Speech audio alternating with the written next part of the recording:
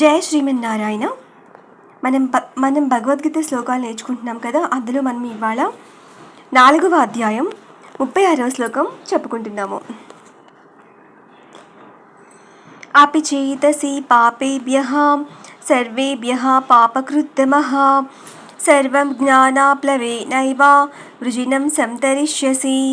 అంటే పాపాల పుట్టవే అయినా పరమాత్మ ప్రేమతో పవిత్రుడివి కమ్ము అని సందేశం ఇస్తున్నారు కృష్ణ పరమాత్ముల వారు ఈ శ్లోకంలో. ఒకవేళ నీవు పాపులందరిలోనూ పరమ పాపిగా భావింపబడిన దివ్య జ్ఞానం అనే నౌకలు నెలకొనినప్పుడు దుఃఖ సాగరమును దాటగలుగుతావు.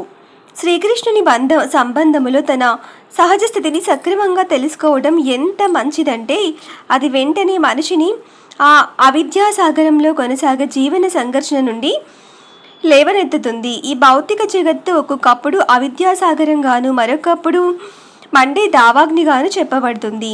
సాగరంలో ఎంతటి గజ ఈతగాడికైనా జీవన సంఘర్షణ చాలా తీవ్రంగా ఉంటుంది.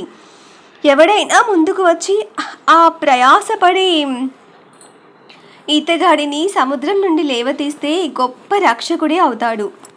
భగవంతుని నుండి స్వీకరించిన పరిపూర్ణ జ్ఞానమే ముక్తి మార్గము.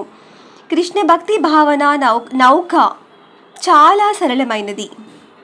నౌక అంటే ఒక పెద్ద పడవ అన్నమాట. సముద్రంలో ప్రయాణించే ఒక పెద్ద పడవ. మనం ఆ పడవలో ఎక్కామనుకోండి, ఇక ఎంత మహాసముద్రమైనా సరే మనం దాటి వేస్తాము. చాలా సుఖంగా, లగ్జరీగా. అది కూడా ఆ విధంగా మనకు ఈ శ్లోకం చెప్తున్నారు. ఈ శ్లోకంలో మనం తెలుసుకుంటున్నాము. కృష్ణ భక్తి భావన నౌక చాలా సరళమైనది, అయినా అదే సమయంలో మహోదాత్తమైనది. జయ శ్రీమన్నారాయణ.